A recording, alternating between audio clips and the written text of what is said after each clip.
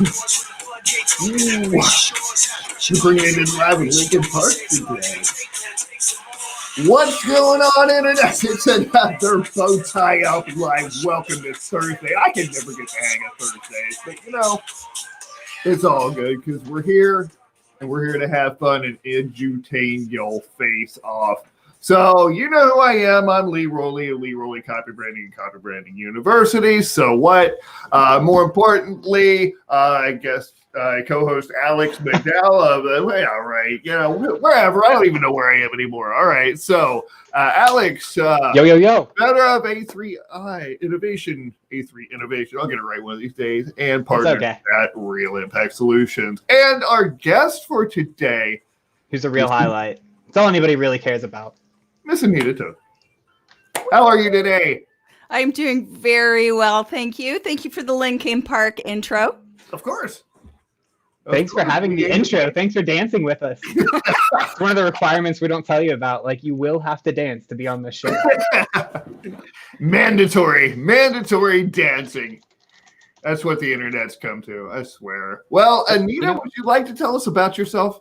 Absolutely. So first of all, I want to say hello to everybody and really happy to be here. Lee and I have done this before in his other show, Lee After Dark, which was a lot of fun. So glad to be back. And I'm currently working at home. Big surprise.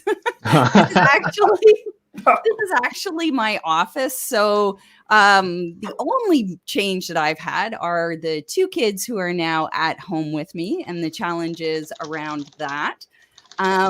For my business, I help B2B SaaS companies retain their customers longer, or as chief churn crusher, reduce churn. So if you know what that metric is, you know what I'm talking about. Otherwise, customer retention is really the focus, keeping those customers as long as you can. Very good. Well, welcome to the show. And we've never had a chief churn crusher on the show before, have we? We have not. We've had people who crush things. They crush their business. They crush just general interviews, but never a churn crusher. Yes. And it's not butter, guys. No. It is customer retention.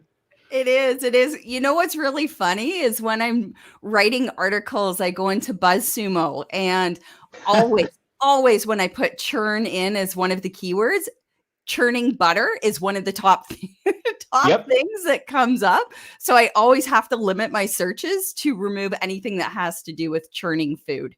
Or butter in general. As we accidentally remove Anita from the stream like 3 times in a row. Welcome back, Anita. Thank you so much. As we press the wrong button, forgive us. Sorry. It is still early in the day for some of us here.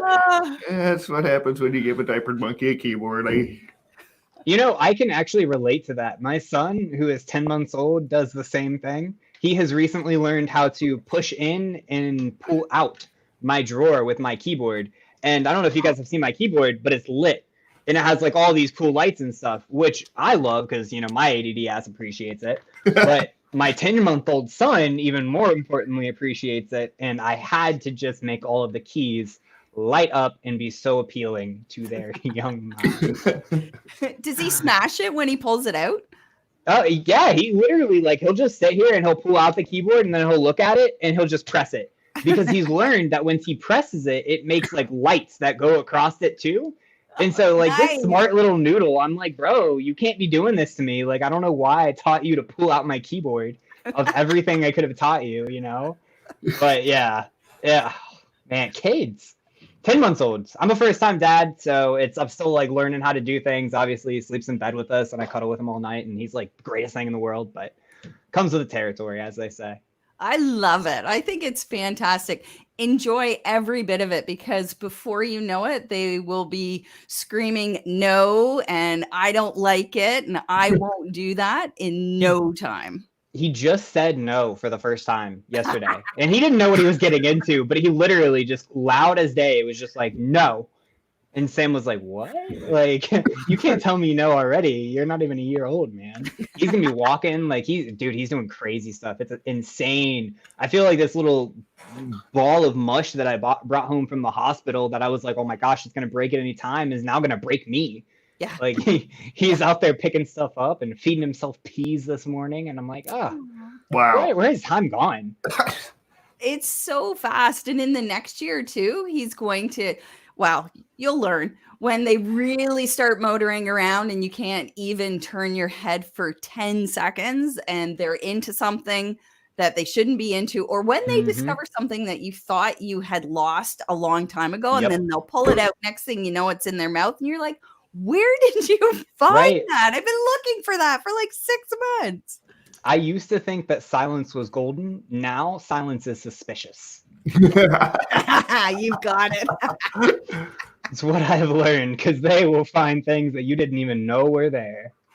Yeah. Oh, it's nuts. My kids are a lot older now, so silence now is appreciated It's golden again. I say my part-time job is as a referee in their fights. I've got to come racing out with my little whistle and break up whatever it is that they're arguing about. They're 11 and 13 now. So yeah, that's what is shifted to. No longer teaching them so much as I am just refereeing their little disputes that they have. Who wins? I do. The referees are the real winners. You get to watch the fight up close without having to take any of the punches. Absolutely. But it is crazy. Like, so just like with business, or I think with anything, what ends up happening is you go through these stages. And, you know, with little kids, it might be one particular thing, like with the terrible twos and all the no's and all the refusals. You think like, this will never pass, and it will pass. And all you do is trade for a new set of problems, right? That you're then trying to deal with. And that's really all it is. It's just, okay, well, we dealt with this and now that's done. And oh, look, now there's 3 other new things that we have to learn how to deal with. So I think it really sets you up well for business and then for life as well, because when you're raising kids, they change so quickly that, you know, that's one of the challenges with them, is that you're constantly learning. All right, this worked last week, doesn't work anymore. What can I do now to make this situation better? And that is a lot like a business. I'm glad you said it, because that's, man, how I felt, you know, and I've been working on my own little small business for about 2 years now. And it really does feel like that journey, you know, and you go from your first steps when you're just trying to learn how to crawl and get by and move around. And eventually you feel like you're walking and you hit your head a lot, you know, but you still can kind of wobble on your legs and you're standing up and you use support. And it's just this whole journey that we all go through as we are trying to build and grow and expand. And everybody does it at their own pace. And part of that, and one of the most important things during this journey, is going to be your customers, which brings us to why we brought on the Chief Churn Crusher to talk about customer retention during these trying times. And we will most certainly get to that after I stop the show to say hello to some of our wonderful people out in the audience who have already dropped in with a comment. You guys know how it is. If you drop a comment over here, as I point the wrong way, man, I'm going to get it right one of these days. If you drop a comment over here, we will stop the show and say hello. And the very first one goes out to Mrs. Carla Rowley. Thank you so much, as always, for lending Lee to me for about an hour in the afternoon so that we can do this, and for dropping that first comment. David Alto says hello, and he also says hello, Alex and Carla, and loves the background from Lee. I think we all love the background, Lee. It's incredible. The phoenix with the bow tie is just classy. So hello, David. Hope you are having a wonderful day. We've got Jeff Adams jumping in saying hello to all of us. Hello, Jeff. Hope you're having a terrific day as well, sir. And then Samantha saying nice to see you guys back at it. Nice to be back at it. We enjoyed being here. Y'all know the drill. If you got questions, comments, concerns, or dirty remarks during the show, please go ahead and drop them over in the comments over here, and we will make sure to go over them live. So, Anita, let's talk a little bit about churn.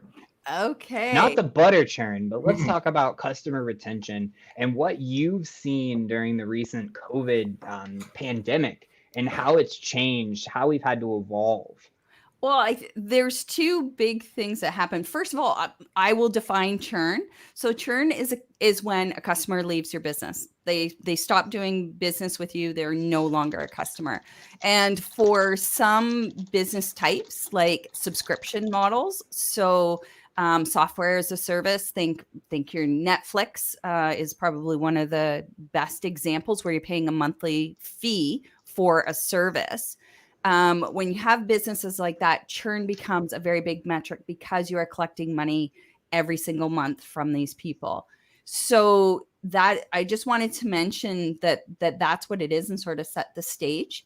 So obviously for businesses that have had to close, they really have had two options. And these are mostly your physical businesses, like your gyms. I know where I'm at, like dentist offices have closed.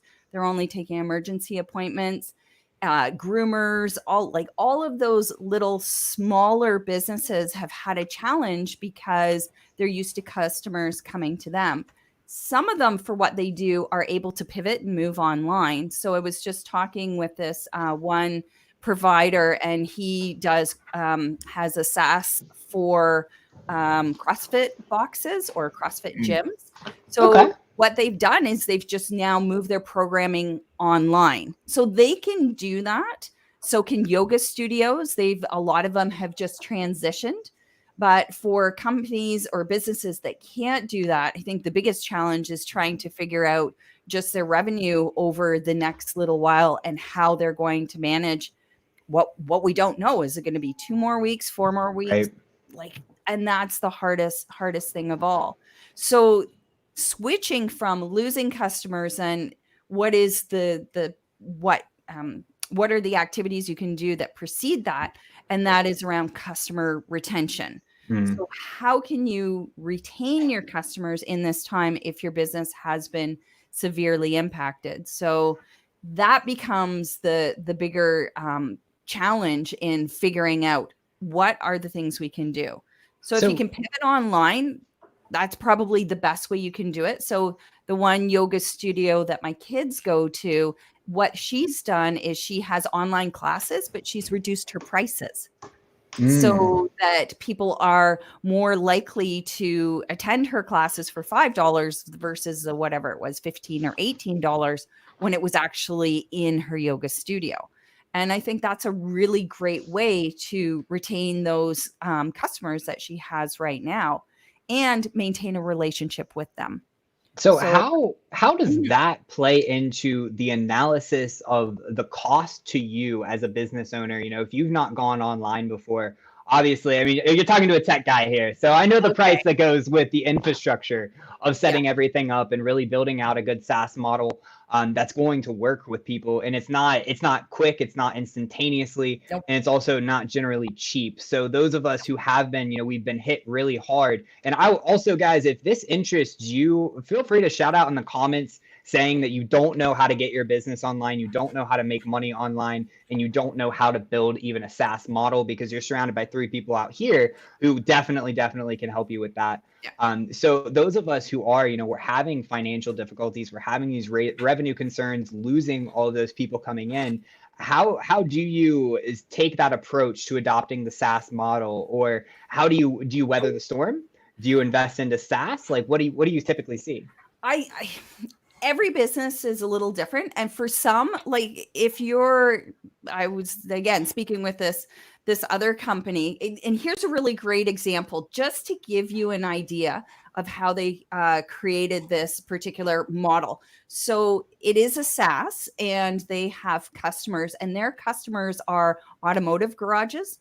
So most of those are closed right now. Some of them I think are still open for emergency repairs, but on the whole, you just can't go in and drop off your car for an oil change anymore. So they're losing revenue. And what they decided to do for their customers, and then to pass those off to their customers, so 2 effects here, is to give gift cards. So people have some money now, but in, I don't know, 2 months or 4 months, or whenever this happens where these restrictions are lifted, they might not have the money to pay for repairs now because their cars have been sitting idle for weeks, or in some cases a couple of months. So that's what they have done to allow garages then to offer these cards for services in the future. So it's bringing in revenue. And the other thing it does is it keeps them in touch with their customers, so that when business or these, we'll just say restrictions lift, then what they can do is use those cards and come into the garage, have whatever repairs they need made. But because they've prepaid for it, it's not putting extra pressure on them to pay for those repairs at that moment. So I never would have thought of gift cards. Right. I've seen that repair like that. Right. Totally out there. But it just gives an idea of how you can take what already works and what people are already using. Like, we know gift cards work. That's why they're everywhere. Mm-hmm. So if you can take an idea like that and somehow apply it to your business, then it's fairly quick and easy. Now, like you mentioned, Alex, you still have to somehow tie it in with either your existing tech stack or invest in a new piece of software to help with that. But it's still not going to cost, tens of thousands of dollars to implement and months on end. I'm sure it's still fairly low, a low price point, as well as fairly simple to get something like that up and going. Absolutely. And online gift cards are a great idea. They do definitely help drive sales and increase customer loyalty, and a good strategy with that too, because a lot of what we talk about is value and, the value in things. And what's the value in somebody buying a gift card that they can only use in one location when they have limited funds already? What would incentivize you to really buy a gift card from an automotive repair shop right now? And the only thing that I can think about is price advantages. Right? Because it's like paying in advance, you prepay, you need your oil change. They're not open right now, but you can buy this service in advance at a little bit of a discount. You buy the gift card and then it's all taken care of. The business is still getting the revenue that they need so that they can put the paycheck still and they can keep their payroll for their employees who are displaced right now. And then you also know that you're going to get that in the future. And there are also a lot of things that people can do, because I know we talk about SaaS and we talk about all of these platforms that you can do, and you can do everything in technology from the tens or even hundreds of thousands of dollars for projects, all the way to things, man, that you can do for under $1,000. And if you are dedicated enough and you are tenacious enough to go get it, man, you can do anything when it comes to technology and making it work for your business. I've seen a lot of businesses really leveraging stuff like this, lives, Go live on Facebook, go live on Twitter, go live on Instagram. Like, now is the time to focus on your social media presence, because you can't have an actual physical presence with your customers. Mm-hmm. You can't, So it's like, it's a perfect opportunity to do these things and build that value to help reduce that churn. Because what if there's another automotive repair shop that's open down the road? Mm-hmm. And this business can't be open, and the only thing that you've got now is a competitive advantage. The only way that you can not lose that customer is by giving them an incentive, giving them something that is valuable to them to keep them coming to you. So make sure that you're keeping an eye out for that, because opportunity is everywhere. Yeah. I'm sorry. I was just going to say very quickly, and it keeps you top of mind as well. Yes. You're still in touch with them. You haven't gone dark. Right. So that's the only thing I wanted to say. Go ahead, Lee.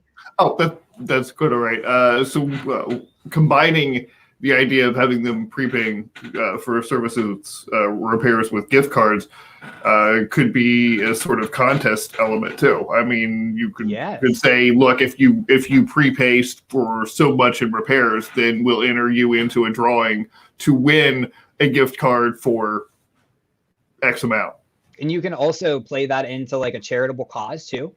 And to help our business survive during COVID, we've decided to start selling our gift cards for our store online. Here's how you can buy them. You will get a $10 discount on all of this. If you purchase $100 worth of gift cards, we're going to donate 5% to this relief fund. Mm-hmm. And then you have this opportunity to give your brand this huge advantage and an actual meaningful way to care, because that's what's important right now. It's not about saying you care, because I think we all have 100+ emails in our inbox saying how much people care about us because of COVID, or in our LinkedIn messaging.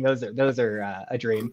But it's just like, now is the opportunity to show how much you care, not just say you care. So always be, really thinking about those, because there's some really good things that you can do. And I'm so glad that you did also bring up that kind of communication, because another thing that we are going to talk about today is keeping customers engaged in the COVID pandemic, and how engaging with your customers can help prevent them from leaving, because you do stay top of mind. And we will get to that right after we stop the show. To say hello to some of our wonderful audience members out there, we've got Mr. Rob Howells jumping in, saying this is some good stuff. Hey, Rob, always lovely to see you, man.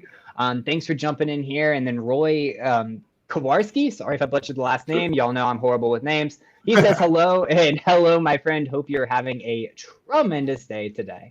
And remember, everybody out there in the audience, if you guys have any burning questions that you want answered, you can ask them over here in the comments that I never point in the right direction to. You're gonna need to get a green screen with arrows on Alex. Point here. This is where your right hand goes. This is where your left hand goes. This is guest. This is Lee. One of these days, guys. One of these days. Oh.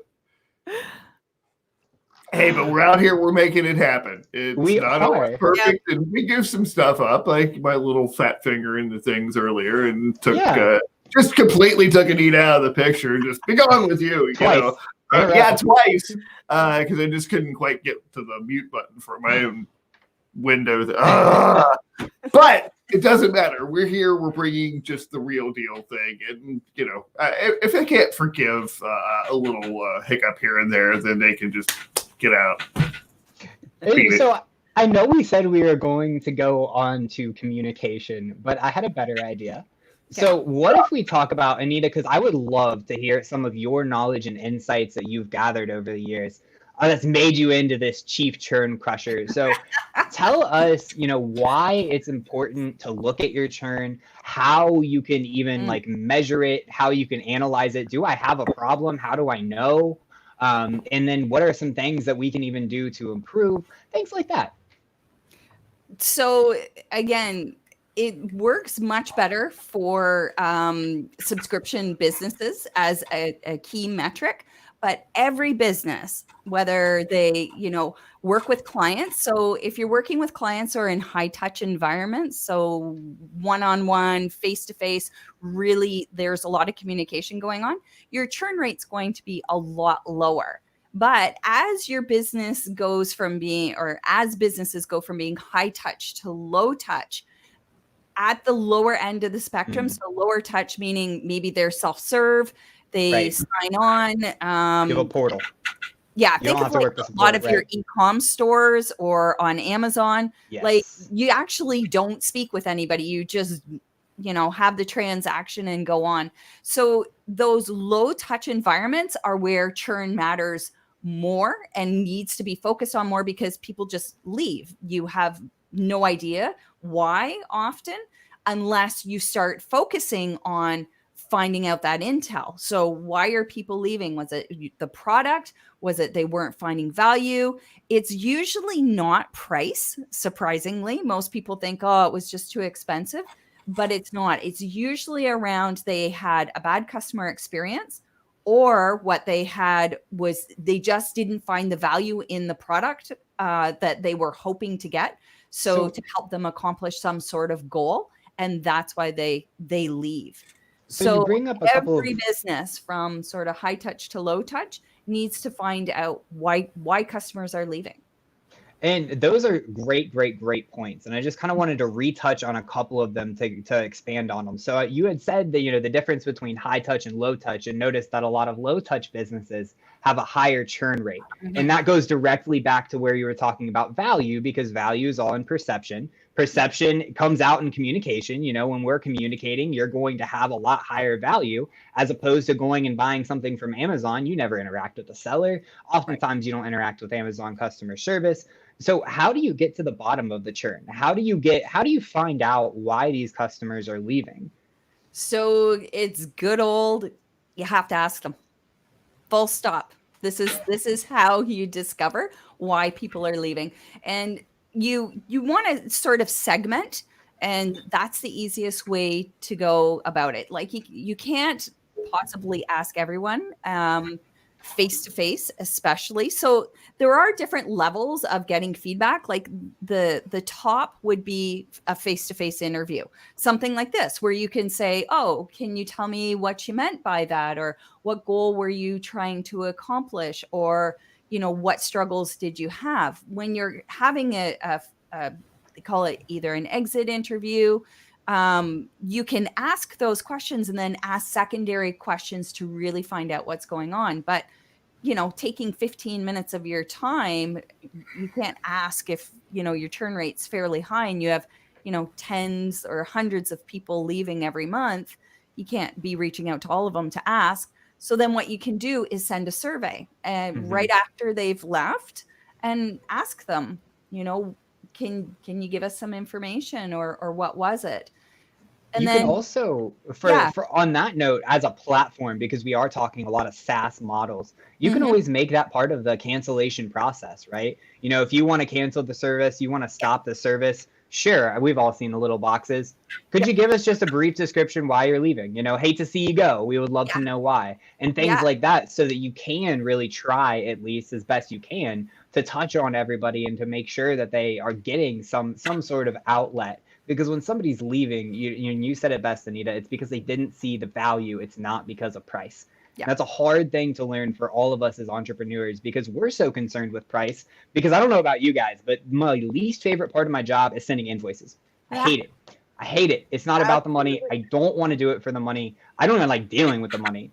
So it's like when you get into that mindset, and we're all in that mindset of like, oh, I have tremendous value, but what if it's really not worth it? And then we start to realize that it's really not about that at all.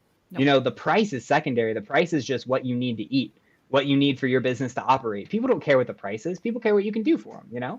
That's why McLarens exist in the world, and that's also why Honda Civics exist in the world, because there are different needs for different people. And you meet one of those needs. Absolutely. And the other thing to that is, oh geez, it just popped. It was in my head and then it just popped right out. I was just gonna I hate that when that happens. I hate it too. That happened to me earlier. I was in a meeting and I had a great point and I was like, oh, I want to talk about this. And then I started talking in the middle of my sentence. I'm like, I don't know where it went. It's gone. I was gonna go with this. So what you brought up was called a cancellation survey. So those are, if you can have somebody, so again, it really works with subscription models where people have to cancel the service, because there are different types of churn. And I can get to that in a second. Then again, so with a cancellation survey, they're technically not churned. They haven't left yet. And it's a huge opportunity to try to win them back. So companies that really do it well will offer that type of survey and say, what were the reasons? And sometimes the easiest are to just list, if the 5 reasons. Right. So just list it out in little radio box or whatever. And then you can have a text box where they can enter more information and say why they decided. But the really great businesses follow up immediately on getting those surveys. So somebody should be reaching out and calling, or you can actually have them book a 10-minute meeting and say, why were they looking to cancel? Because then that gives you an opportunity to speak to them and hopefully prevent them from churning, right? They've just given you the reason why, either in the radio how to fix it, or in the text box. Right. So then you can come back with perhaps a better offer that suits their needs, or letting them know about features that they didn't know about, or maybe there's something coming up that they have no idea is coming down the pipeline because there hasn't been any promotion of it yet. But you can. And they feel included in that, right? Yeah, you can say to them like, hey, don't leave. We have this for you instead. Right. Would this work better? And then if you can save that customer, that is massive in terms of lifetime value, right? Because it costs so much to acquire them. So do the work that you need to have them stay. And another thing is, when you talk about scheduling that phone call, think about the type of people who are going to show up for that phone call. Those are all people who don't want to leave you anyways. Right. They're giving you a free opportunity to save this account. That's invaluable. That's incredible. I love it. I'm totally going to start doing that. Absolutely. And I know it gets tough. So if you have a smaller business and, either you're on your own or you have a small team. So this might be a place where you can just hire someone just to take care of that. Right. You can also try to automate a lot of the heavy lifting. So that's one of the things that I work a lot about, and as we're going through this, I imagine a cancellation survey, you know, and you go to cancel your policy or whatever it is, or your contract or what have you, and you have these different radial buttons that you can select. And once you submit that, that goes into a database. You can visualize this database, so you have visual data. You don't have to go through an Excel file and do it yourself. You've got that visual data. You can look at the trends. You can look at why customers are leaving. You can prioritize too, and you can set it up so that only certain types of customers need those phone calls. Maybe you want a phone call with all the customers who answered other. So when somebody answers other, it'll send them an email saying, hey, we're so sorry to hear you go. We understand, you know, this was the reason why, but we would love for an opportunity to just jump on a 10-minute phone call with you and see if there's anything else that we can do for you or additional support that we can offer. And so when you're doing all of these things, that will enable you to maybe not even have to hire somebody for it, because you want it to be your voice, especially when you are in like a smaller business. Like that's our whole brand. You know, we're all fiercely protective of our reputation. And so if you can work with that and you can find a way to make it easier for yourself and make your life smoother while still being able to do all these valuable things, you know, go do it. It's very, very, very valuable for your business. And further to that, Alex, what you were talking about automating. So depending on which radio button they choose, they can go into an automation sequence. Right. Exactly. So it just makes sense.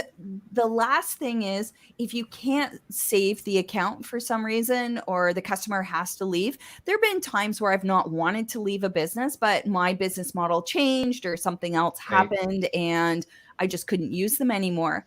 Leave them feeling really positive about their last experience with you, because we know word of mouth is huge for business, and it's a really hard thing. Like, we can't measure the impact of word of mouth, but we know, right?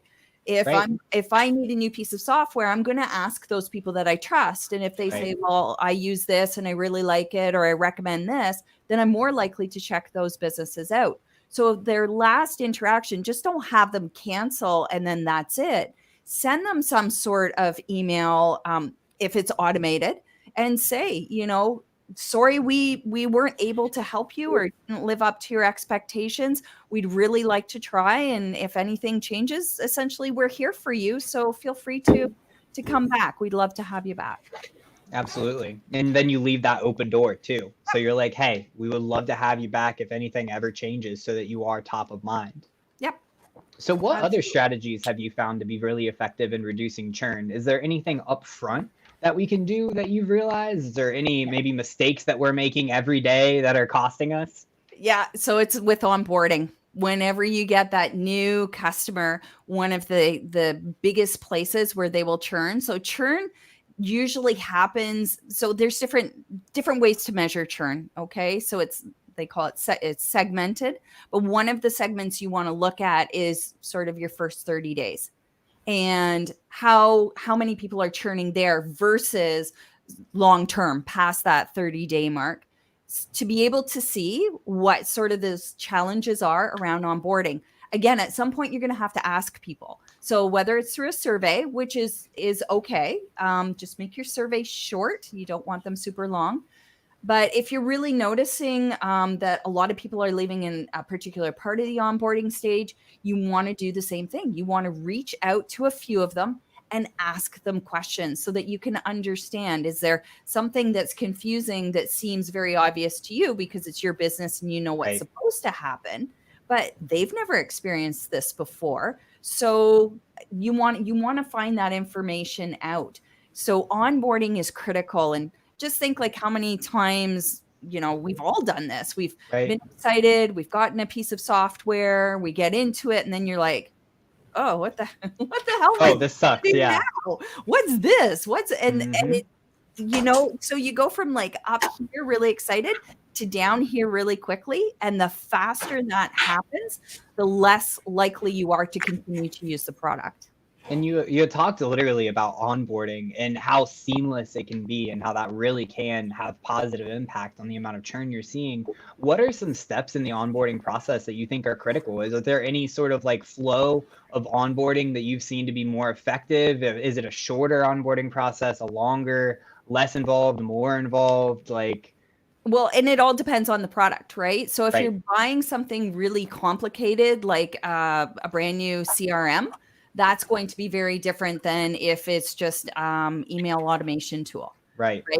So it all depends. The one thing though that every business should be shooting for, and that is time to that very first value metric, they'll call it. So it's that, what was that big thing that they wanted to accomplish, and how long does it take them to get there?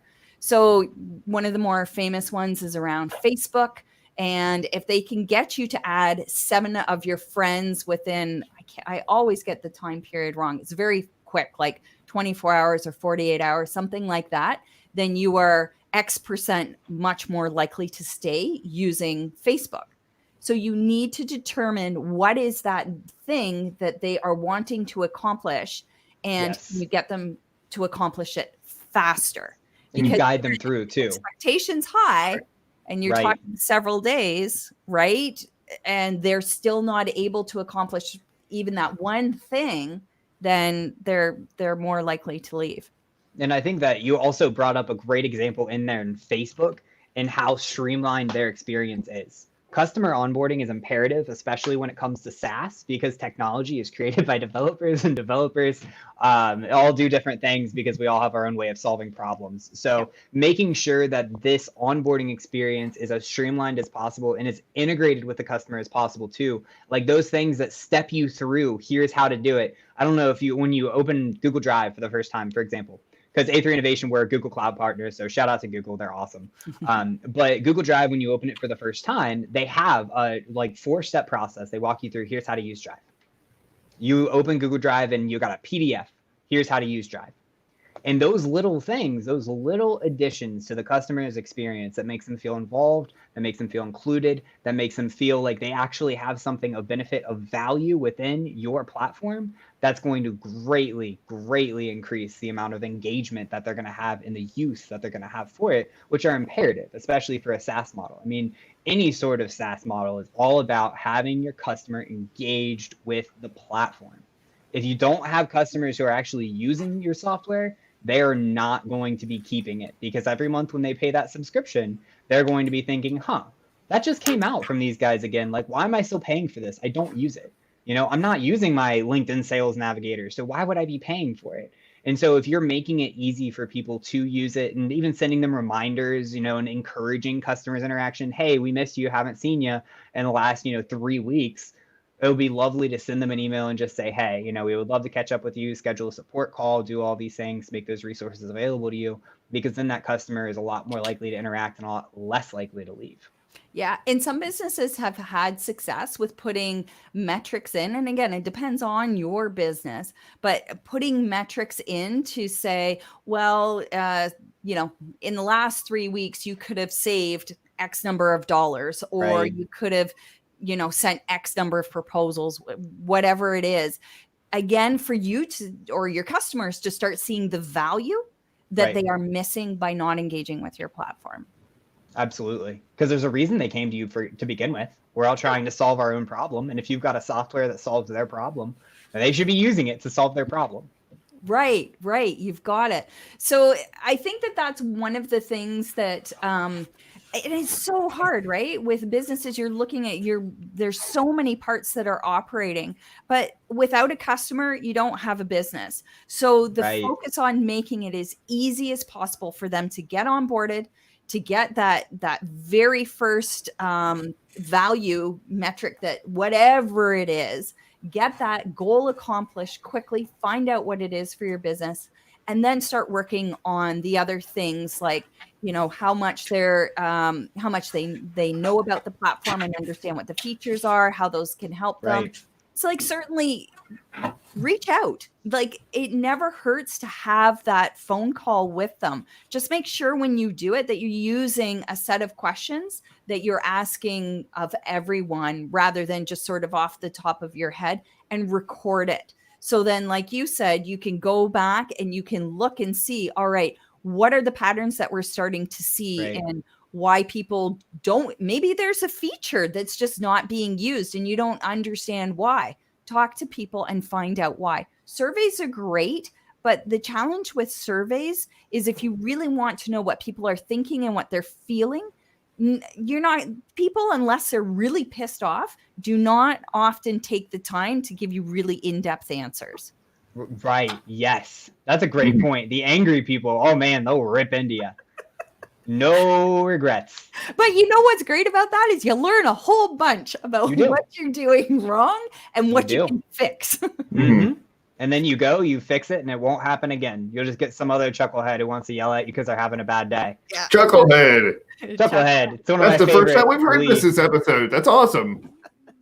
Hey, chuckleheads are the new norm, and it's in a lot of Lee's posts and stuff. It's one of my favorite things that he says. So I've been striving to use it more in my day to day. And another thing I do want to mention about monitoring like the customer's overall engagement levels is to lean on analytics. Like if you have a SaaS platform, you have analytics for literally every action a customer takes on your website to a more granular level than you will ever imagine. So make sure you understand the flow of interaction and how your customers are engaging so that you can see if there are features not being utilized. If you notice that there's a certain segment of customers that aren't using one feature versus another segment of customers that are heavily using one feature, you can look at that data and correlate it with different things that they are or are not using to build that picture. Because what we want to say comes out in what we do. And if you look at what we do to interpret what it means, that's going to give you a competitive advantage that most businesses don't have because they just don't, they're just not built like that. They just don't think like that. Yeah. And using all these things and really focusing, you've got a great product, you've got a great service, you've got a great offering. We're entrepreneurs for a reason. Focus on making it better. Focus on anything you can do to improve that customer experience, to understand them better, and to make it easier for them to connect and interact and engage with you. And you're going to be so much more successful in the long term. Yep. Alex, to that point, I want to say something. When you're looking at those analytics and you're noticing there's super users of this feature here, and then you have a whole bunch of people who are inactive or hardly ever engage with it. I'm going to say it again. Reach out and find out why you have this cluster of super users. Like, what is it about them that makes them so different from all of those people who aren't engaged? First of all, reach out, find out, because if they're the ones that are super engaged, they're also more likely to stay longer and they're more likely to recommend, right? Yes. So you want to really focus on that top 20% of your customers who are highly engaged, really love the product, are using it, to its full capacity. Talk to them and find out how they are different. Might be demographics, might just be in their businesses or their use cases. You need to, and those are true reaching out. So if you can do it one-on-one, great, but you can also do a focus group, like an online thing like we're doing here. Invite them to it and make sure there's something in it for them as well. Like, some sort of free, thing. Like give them something. Give them a cool badge on their profile. I mean, we all love cosmetic stuff. We're all super vain. Come on, guys, be creative. So, then you can have an online group, and ask all of those questions and find out what it is that makes them so different. Because really if you can get more of those types of customers, your business will do exceptionally well. But at the same time, also reach out to those people that are hardly interacting with it and find out why. And maybe it's because they don't know it's available. Maybe they have no need for it, or maybe they just never saw the value in it because they never thought to look. So you can even take people from that inactive or rarely active group and move some of them to the super users just because you reached out and talked to them and they now have an understanding about those features that they just weren't engaging with. And what you can also do is noticing those super users, that same segment of super users who are using these features. If you don't have it already, you can build training and documentation around those features. Correct. Because that, wait, there's a need for this. Maybe I'm not capitalizing on it the most, so that you can recognize those opportunities to improve even further the customer experience. And when it comes to documentation, you need to make sure that you have it from both the customer and a more technical perspective, because some people want to know how things work, like exactly how things work, because they want to do them themselves, talking personal experience here. And then you have some people who just want to know, how can I make it work? Just tell me what to do. Give me something that's plug and play. Walk me through it. Hold my hand. I want somebody to help me. And when you combine those two things together, it becomes such a great experience for users, because you're able to accommodate users at all levels. I don't know. Has anybody else here read the MS Office documentation for Excel formulas? No. I have. And let me tell you, it's tremendous. If I'm trying to figure out how to turn on R1C1 referencing and then reference columns by offset of their current location, I can do that. Most people can't, right? And that's okay. It's because it's built for people at all different levels. And when you're focusing on people on those levels and anybody can learn it, you're really going to get the value out of your platform. And when it comes to SaaS, you're building a tool that will be integrated with the customer. I mean, look at this right here. We've got how many different SaaS platforms are running just to make this meeting happen. Yeah. Because for me personally, I've got a Sony camera, which they're not really a SaaS platform, but they have their own Pro Memories Home or whatever. They have a software that I never use because I lean on Adobe because I like their SaaS platform better for editing photos. And we've got StreamYard. They're a SaaS platform that makes money off of handling broadcasts. LinkedIn is a SaaS platform that makes money off of their subscriptions, user engagement, content creation. I mean, we're all out here literally creating the entirety of content for a whole social network just because we want to and we want to get out in front of each other. So just like think about these things. They already exist. You know they're used. You just have to find that opportunity and make it seamless for people to interact with it. Because you might not be proud of your first product, but as long as you have a first product and you have something to put out there and you have something to build on, you will make it better. Yeah, and that's the whole point, right? This isn't suddenly you do one thing and then all of your customers are going to be thrilled and you'll never have a churn problem. That's not how this works. It's incremental. And as you roll out new features, new products, different ways of doing things, then the customer experience will change. And you have to figure out what are those impacts going to be on those customers. Again, talk to them. I love the thing about documentation. It was actually a recommendation I saw somewhere during this COVID time. And we're all on lockdown and restrictions, is go through your knowledge bases. Yes. And update, because there's nothing worse than when you just want a quick answer. You go to the knowledge base, you type it in. You don't want to talk to support. You don't want to live chat. And then it's so out of date, or the platforms, like the platform doesn't even look like that anymore. Hello, Facebook. They're one of the worst for that. Go through and update, remove pages that no longer work, or if that feature is gone. That all helps to improve the customer experience. The other thing it does is it takes pressure off of your customer support, because if people are not having to call or reach out with live chat, then that support team is there to help with more complex problems that can't be solved with a knowledge base. And that I love the point about a knowledge base, because here's one cool thing that a knowledge base is going to do for you. You have a search field. You have an entire search function.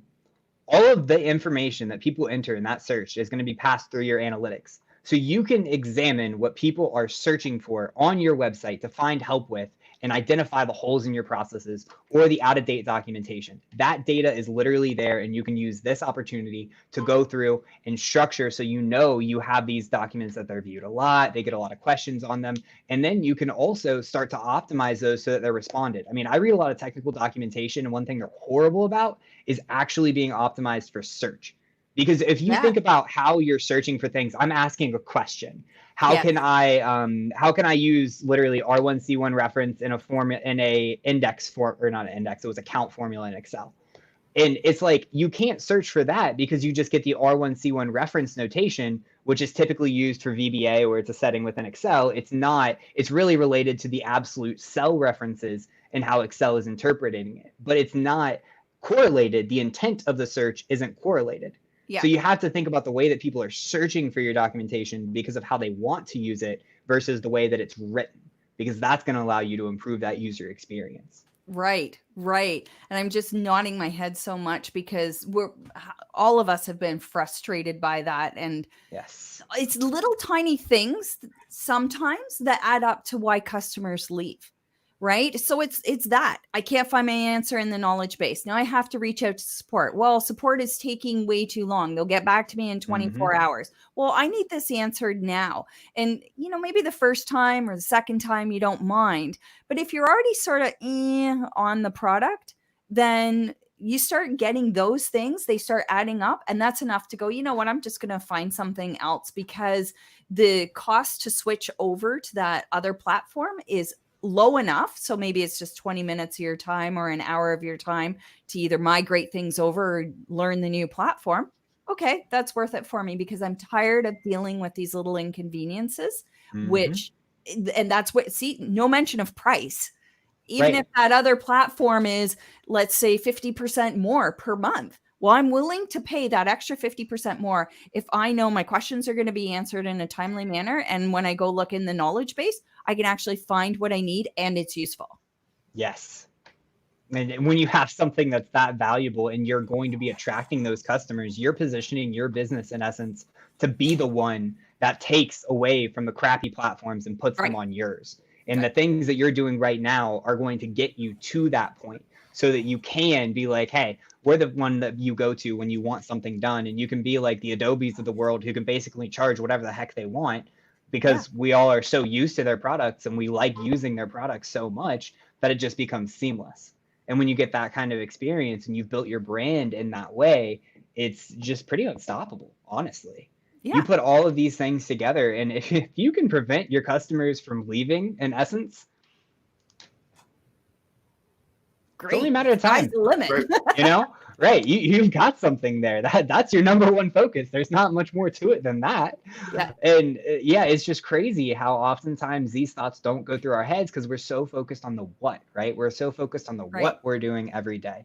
And I do want to mention that for those of you who caught the bit about processes and standardizing your processes, getting your documentation, the Real Impact Solution team actually has a webinar within Corsa coming up on the 23rd, where we're going to be talking about just that, about how to standardize your processes and also giving a template out for making sure it's going to be an acid test of making sure that your processes are actually at a place where they are standardized and that you can do them most effectively, because it's a huge problem in businesses from the mom and pop restaurant shops all the way to the Fortune 500 and above.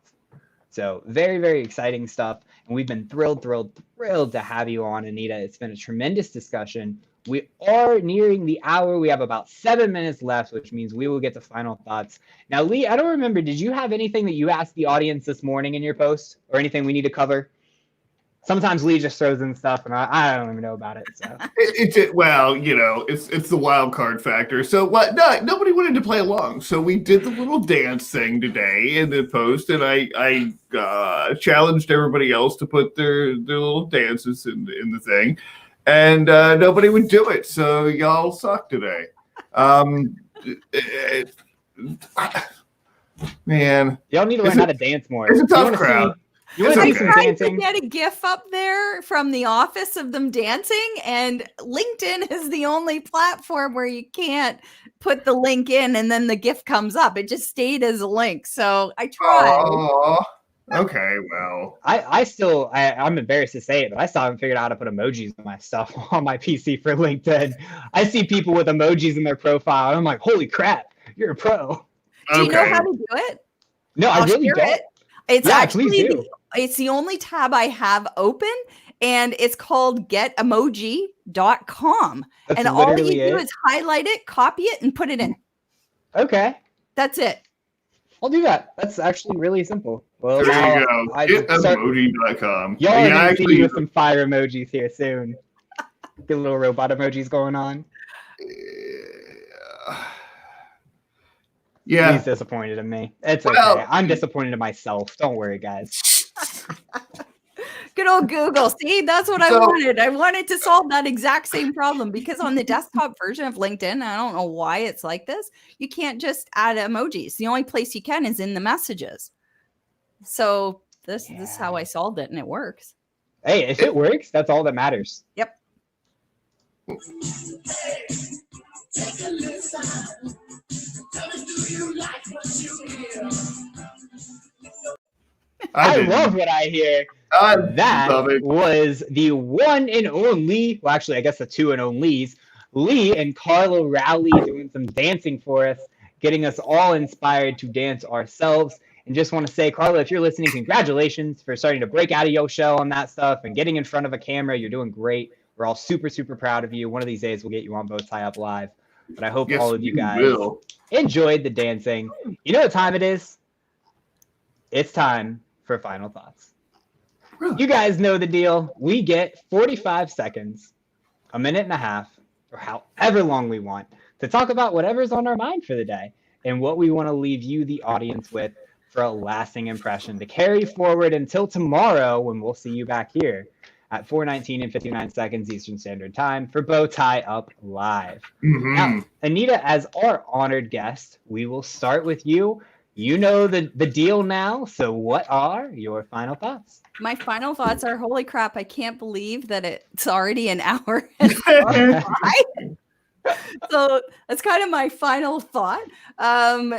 You know what? As with anything, there's so many changes going on so quickly. Just my final thought is just try the best you can. I know I'm running back and forth between kids who are now trying to do online school and helping them with their stuff, and back here trying to, run my business. I think that's it. Even with the customer retention stuff, start small, try your best, always get feedback. I love that. Metrics, figure things out. What are the differences between this group and this group? And, just keep moving forward. I think that's it. Just keep going forward. I think that's sort of field for business and in personal life right now. Just one day at a time, try your best. And that's all you can really do right now. I love those. One of my, actually, I don't know why. Sometimes we get into these final thoughts and people bring up such tremendous things that I realize I've heard in kind of quotes before, because I don't know about you guys, but I love looking at quotes. So Martin Luther King Jr. actually said, it's one of my favorite quotes as well. If you can't walk, or if you can't fly, then run. If you can't run, then walk. And if you can't walk, then crawl. But whatever you do, keep moving forward. And it's just so powerful, because it's like sometimes you're going to feel like you're flying. Sometimes you're going to be running. Sometimes you're going to be crawling through the literal mud without legs. And it's going to suck. But you can do it. And if anyone can, it should be you. And remember that. Now, yesterday, I got to go first for final thoughts, I believe. So, Lee, we are on you, my friend. Well, I've been enjoying listening to this conversation, because ultimately, the fewer people you lose out of your business, the smaller the slice of the pie you have to meet your goals and get what you want out of life. Because we need to remember, and John Daniels told me this morning, that it should be make money to make art, not art to make money. And so, for those of us who are creating something brilliant, we want to be able to do that and do it efficiently, but we have to do that through connection. And, I will say video has been a huge thing. And, from onboarding clear through to the, instead of a questionnaire, I would use it, or in addition to on a cancellation page, I would use a video, face to cam. Hey, we're sorry to see you go. I'd really love to schedule a call if you'd rather talk instead about what we could do to help you. And that personal touch along the way through video makes a huge difference. And I think that's going to become a more and more necessary thing going forward. I love it. I love video. That's why I brought my favorite, and only, Mr. Mango. So for my final thoughts today, I wanted to talk about how distracted we all are by these tremendous little creatures that we have running around and crawling into our office and opening the door, and remind you guys to just have fun. I used to talk about before everything kind of went down, how lucky I was to be able to have my meetings and have my son on. And if he started crying, being able to just go and pick him up. And it really is a weight off of your shoulders. We don't have to worry about being so corporate right now. We don't have to worry about being stuffy, because we're all in this together. Like, just remember that we're all human beings, and that, some of us have kids, some of us have fur babies. We all have different things going on in our lives. And the sooner that you embrace that and really welcome that, and you can just sit here and chill and have your son on your lap chilling, you're going to have a lot better of a day. You're going to be a lot more rested. You're going to be a lot more creative. You might have a few more smacks on your keyboard and a couple more distractions. You might not get as much done. You might not get that process standardized today, and you might not finish it today. But that's okay. Be forgiving to yourself. Embrace the fact that you are trying to juggle a work-life balance, you aren't juggling a work-life balance, you're juggling a work-life circle. They're intertwined right now. They're together right now. And the only way that you can really work through that is to work with that. Embrace who you are, embrace your creativity, embrace having fun with things. what he said. Hey! I love it. Did you time that? I did not. I couldn't have was timed it rehearsed. better. Isn't that right, Bob? You're a little movie star already. I Love it. that. He's adorable, and I love holding him, and I haven't got to a lot today, so I was like, Thank you, Alex. Thank you for Mango for bringing it all home. So this has been absolutely fantastic. I know that people just joining us now are sad that we're wrapping it up, but you should have got here earlier. I mean, you know. Yeah, actually, I had a thought from somebody yesterday who said I should do a minute with Mang or mornings with Mang, where me and him just sit and chat for like a minute. And we can kind of talk about whatever. I love the idea, so I think I'm gonna start doing that. Just because, man, it's such a blessing to have him and to be able to just like show people that it's okay. You know, like it's all right to chill with your kids. And I see Sydney Jones. Shout out to Sydney for like his videos of him dancing like with his daughter, with his wife, and just having a good time. You know, that's what it's all about. Absolutely. I do want to say we got a couple people here before we wrap up that I want to say hello to. So, well, you know, it's just some people just kind of came in here at the last minute. And of course, Jeff here. Thank you so much for hanging out with us, Jeff. We've got Matthew Perkins joined us.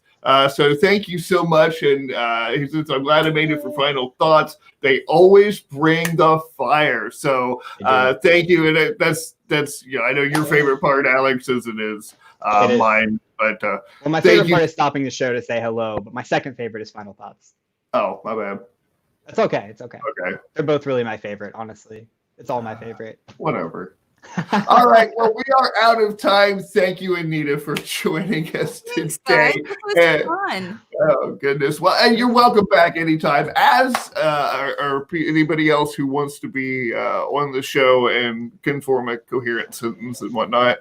I'm trying to find the damn banner now. It's liveguests.bowtieup.com, and I can never find banners when I want them. So if you want to be a guest, like Ian Tiska will be tomorrow at 4:19. Updated the ticker. There it is. Thank Go you. there. All right. That's it's why you work the magic, my friend. So until then, be present and be well. See you guys. Take care. Bye.